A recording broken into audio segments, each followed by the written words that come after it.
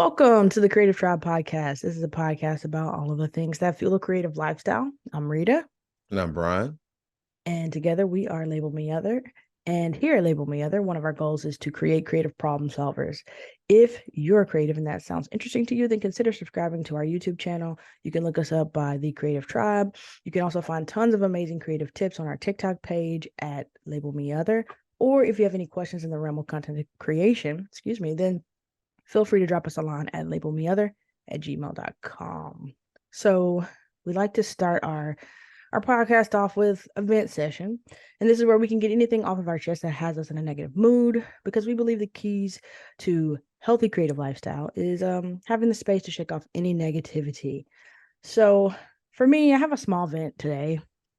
My vent is just about like actively being actively creative, or Mhm.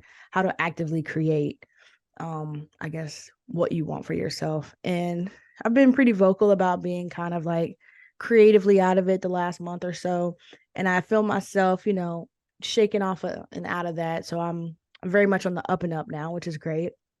um but it's like as soon as I get into the creative space again, it's like I realize like I have to actively create the things that I want to see. And so like how to do that, or figuring out, I guess, for myself, like how to actively create goals for myself, or things that I can obtain, or something to strive toward, because it's so easy to just kind of be like coasting, I guess, without necessarily challenging yourself for something major. Mhm. And I think a part of that, it was kind of a motto that Brian and I are both sharing right now, and just putting out our goals and our endeavors out into the universe, out into the world on our social media page, and just being like, hey, we are planning to do these things. This is a goal and we're going to do it, So letting other people hear it or just putting it out there is like the scariest part. Mhm. But it was the first step for me to be like, all right, I'm going to actively create the thing I want to see, the thing I want to happen, and put that out there. So yeah, Yeah. I don't know. That's It's a weird event, but it's a part of the process. So I don't think I have an event. I don't know. I just just it's not really an event. yeah, Well, it's kind of an event, but people who try to force other people's hands on certain things. Like if you're working on something creatively and you're either waiting for somebody, you're either waiting for someone else that you're working with on this particular project to do something, you're trying to rush them, you're trying to rush their process mm, instead of, working with what you have. So like that's my kind of thing. People who don't work with what they have, and people who are trying to rush other people's creative process, because everybody works differently. yeah, So it's like, just chill out, work with what you have, make do with you just, change what you can change. The other stuff that you can't control, yeah, yeah, just leave it alone. But yeah, it's just yeah. kind of certain kind of things that I'm dealing with in certain situations. It's like sometimes you just have to just chill and use what you have. Yep, yep. One of my biggest pet peeves are like people who everything is like an urgent emergency to them. There's Yeah. no in between. It's like, this needs to be done now. What can we do now? Well, and it's just like, whoa, whoa, whoa, take a step back, breathe a Yeah. minute. Like it's urgent Chill for out. you, but it's not urgent for me, and it's not urgent at all if you really think about it. But it's Hmm. just those people that come with that like antsy energy, and they're just like, this needs to be done right now. We need to get what Right. where it's like, oh my god. Right. Oh yeah, yeah. Those are fun people. Hmm. Oh gosh. But yeah, so let's get into it today. So for our main topic today, I wanted to kind of open the door for you guys to get to know us better as like creative people. So I've got a few questions that I want to present to Brian, and I'll answer a few myself, to just kind of delve deeper into our creative process, our inspirations, and sort of like our personal content creation journeys. So the first question I have written down here is, for Brian, what initially sparked your interest in videography and film and being a content creator? Um, I think, well, okay, so long story short, I've always been fascinated by movies and Hmm. like going to the movies and things like that. I mean, ever since like the first movie I saw in the theaters was Ghostbusters. I was a little kid, but I Nice. remember the entire experience. If you want to know that story, I could go into it on another podcast about, what just diving deeper. But yeah, I just always had an interest in films. But I think what really sparked it off, like I can really do this, was whenever I saw Pulp Fiction for the first time. Oh, nice. And and I've told Rita this, but crazy enough, after watching it, I felt deep down within me, I was like, I can do this. It's like I Hmm. can do exactly what I just saw. It's like I can do that. Yeah. And then so that set me off on my journey to really learn about filmmaking, learn about script writing, learning about the mechanics of the camera, different type of shots. So that really just started me on my way. Now, prior to that, I had been working in television ever since I was in high school. So I was a camera op for the local television station, KEIT in Jonesboro. Oh, But cool. I didn't really jump into it like this is what I want to do Hmm. until like I think like my first year in college, whenever I finally saw Pulp Fiction. And then I'm Nice. like, yeah, I want to do this because I was a history major. I wasn't even like mass Oh. communication or any of that. Whenever I did, decided on what degree I wanted and what I wanted to do, I wanted to be a high school history teacher Oh, because I love wow. history.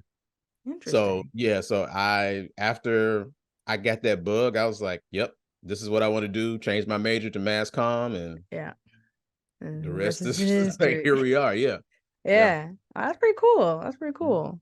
I think for me, I spoke about this on a TikTok once. I think inadvertently my grandfather got me into it because I would go over there and we would just watch a bunch of westerns. And Mhm. this one summer, I just got hooked on westerns. I probably was like 9 or 10, to the point where I went back to school. I would call my grandpa every day and be like, "What happened on the westerns? What was the story? Was it black and white? Was it color? Was it this? Was it that?" Like, I just wanted to know the story, and then that's where I kind of got like really sucked into like storytelling inadvertently through that. And then from there, like I guess my dad sort of cultivated a bit, and we would, make these trips to Best Buy. We would just rent and buy, well, not Best Buy, we would buy like tons of movies, and then we would just have these like epic movie nights where we would watch like 2 3 movies a night. The next night, so Friday night would be 3 movies, Saturday night would be 2 more movies, and Sunday night, if we were really just feeling, we would watch more movies.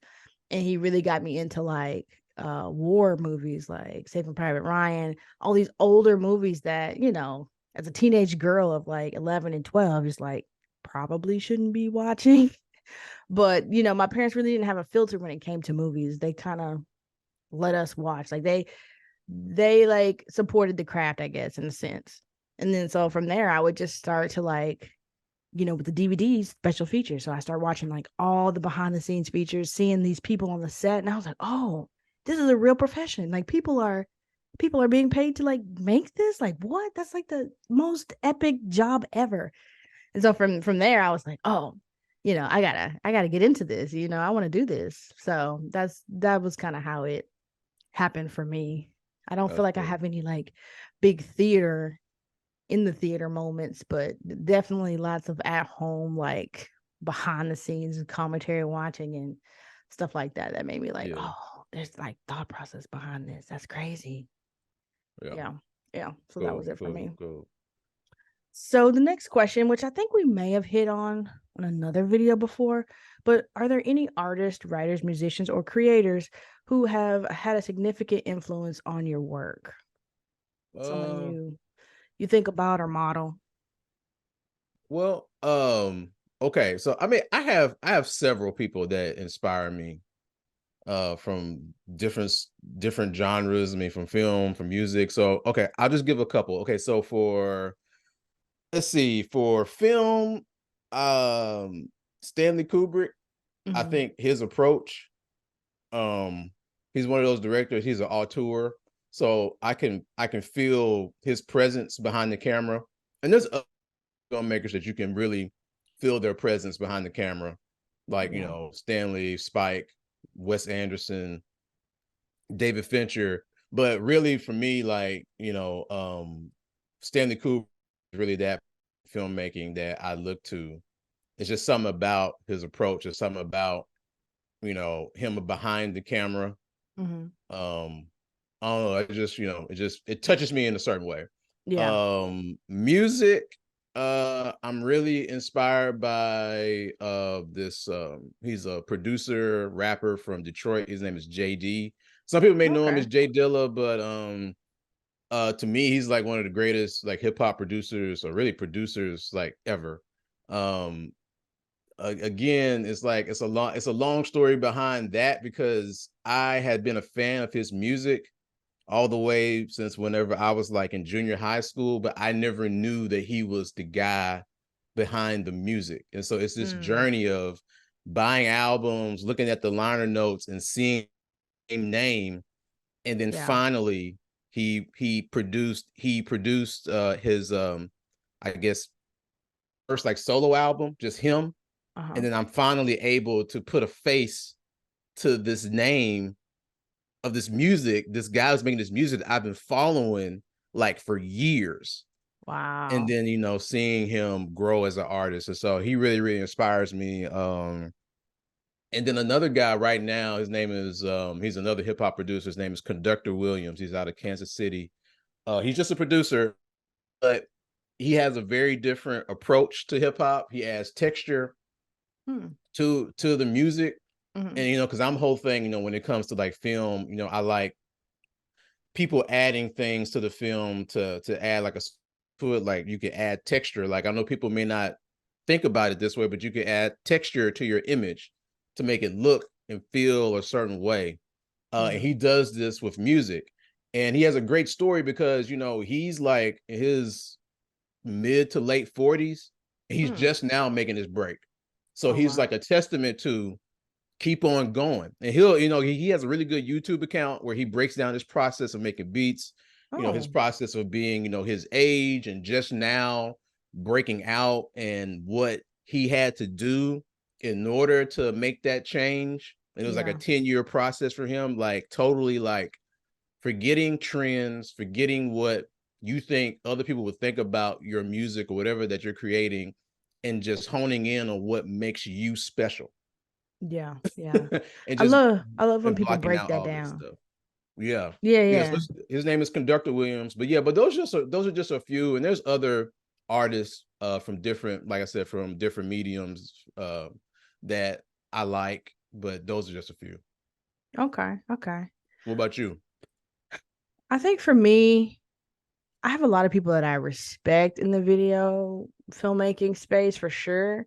But I don't think there's anybody that I'm just like, oh my God. Like, I mean, of course, like your Christopher Nolan's, your Steven Spielberg's, your, Spike Lee's, but like I don't have anybody that I'm just like, I have to see their work. Like, I guess I'm just a sucker for the story, but I know it's how they tell the story, but Mm. every story is different. So I can name movies that I'm like, oh, the story in that was fantastic for me, but I don't know. I don't really lean toward any particular filmmaker, if you will.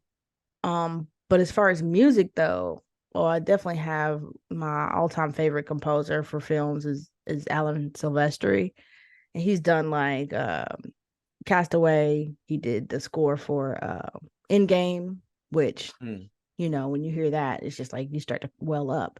I don't Right. know what it is about his music, but like whenever I hear it in a whenever I hear his score in a movie, like I almost always can peg it. Like, man, that sounds like his style. I can pick out like really quickly, because he just makes music to me that just like really moves the soul. Like I can't describe it, but look Yeah. him up. Like Yeah. even just the end game in credits. If you listen to that, you'll be like, man, that was on point.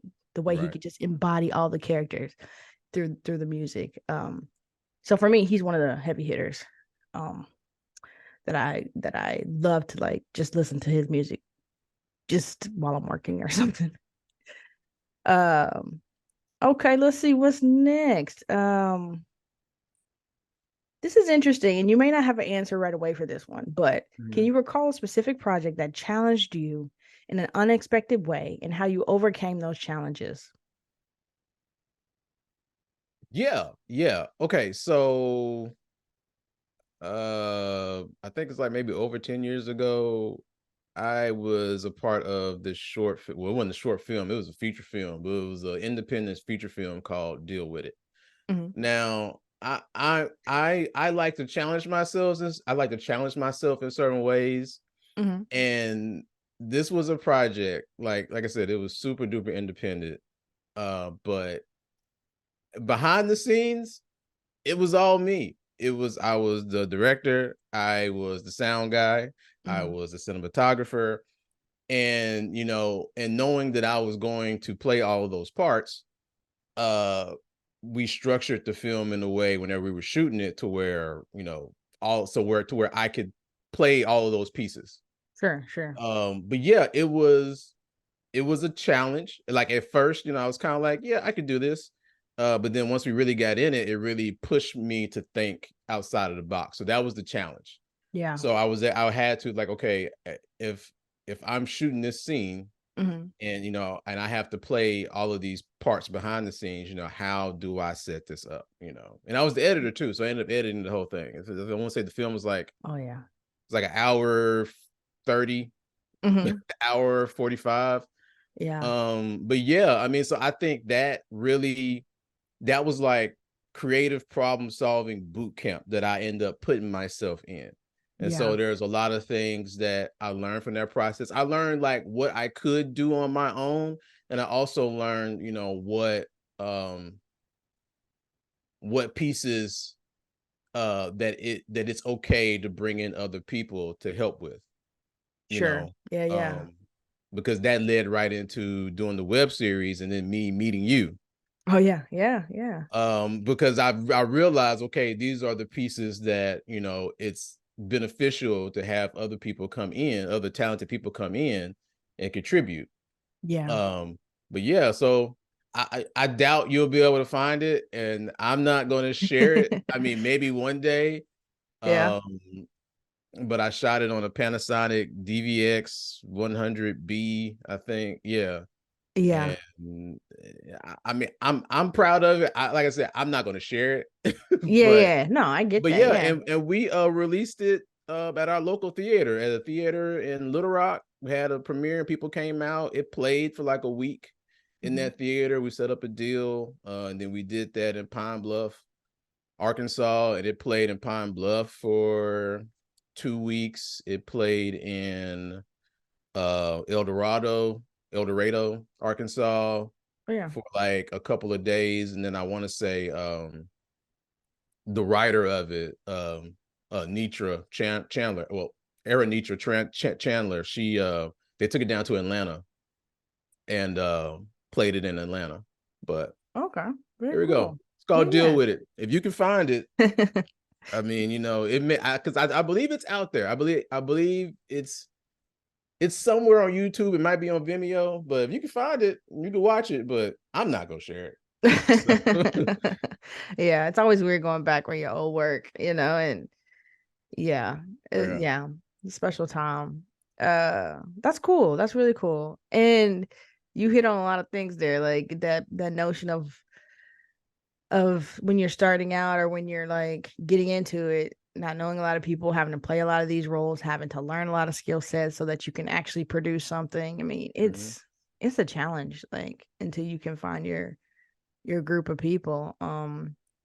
Obviously it's easier and depending on where you live. Like if you're in Right. LA, you're probably gonna find tons of people who would want to help out and do it for free and just work on something great. Mhm. Um, but yeah, I think you saying that jogged my memory of like my very first short that I ever made, which was like my first college short. And I had a college friend of mine at the time, and I was so like green, or where they say wet behind the ears. I just like, Mhm. oh, I just didn't know anything. And I still don't, but I mean, I just remember being terrified, but being this like my first opportunity. And I was talking to him and I shared an idea, like, I want to make this short about this. And he goes, let's make it, let's do it. And I was like, what? You know, like, Yeah. what? And he's like, yeah, don't talk about it, let's do it. And I was like, oh, I was like, I don't know. And he's like, okay, I'll help you, like, show you how to do the script. I'll show you how, like, I'll help you. And I think he was the same year, maybe a year. No, I think he was the same year as me. Mhm. But he really like took me under his wing and was like, okay, you want to make this? I'm gonna show you what I know. I'll help you with the lighting, with the camera, with everything. And so it was like my first opportunity to actually get my hands wet and like, okay, how would I shoot this? How would I do this? How, you know, like it was scary.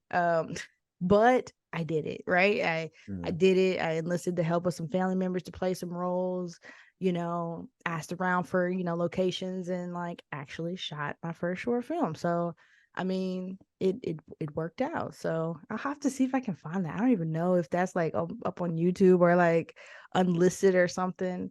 Mhm. Uh, Mhm. but it was called Hidden Eyes. So Hidden eyes. Okay. Hidden Eye, Hidden So, Eyes. so there you Yeah. go, people. Search for it. You can find it. Yeah, search for it. You might Yeah. be able to find something. Oh man, this is interesting. Okay. Mhm. So let's see. This one we'll ask and see. Okay, so how do you balance experimentation and staying true to your unique creative style? So okay, so what I do to experiment and to develop my unique style and to, because it changes over time. Yeah. So what I do to keep myself in practice is like I exercise. So how I exercise is I make I'm a fan of non-narrative filmmaking. Hmm. And so my personal challenge to myself is to make one short non-narrative short a Hmm. week. But I use different I shoot one on my cell phone. So one week is just cell phone, one week is on a DSLR, and one week is strictly through photos. Now, some of those I may share on my TikTok or on my Instagram. But some of them I just keep for myself, and I'm just Hmm. trying different things. Um, and just, just seeing how a style develops from that, and just seeing, okay, well, just doing that every week is just, it's just keeping that muscle, like just strengthening that muscle, even though even though I'm not actively like shooting anything or making a film outside of our social media stuff, but I still want to be like mentally ready Hmm. for something like that. Like if it comes up, like the opportunity comes up, like, hey, let's shoot a short film. It's like, well, as far as when it comes to being a cinematographer and thinking about different ways to get across whatever message the writer is trying to get across visually, is like I'm ready. It's like Yeah. I'm ready to go. So that's what I do. Like I said, some of the cooler ones, some of the ones I like, I share. Some of Yeah. the other ones, they're just I edit them, I add music, I watch them, and they're just on my hard drive.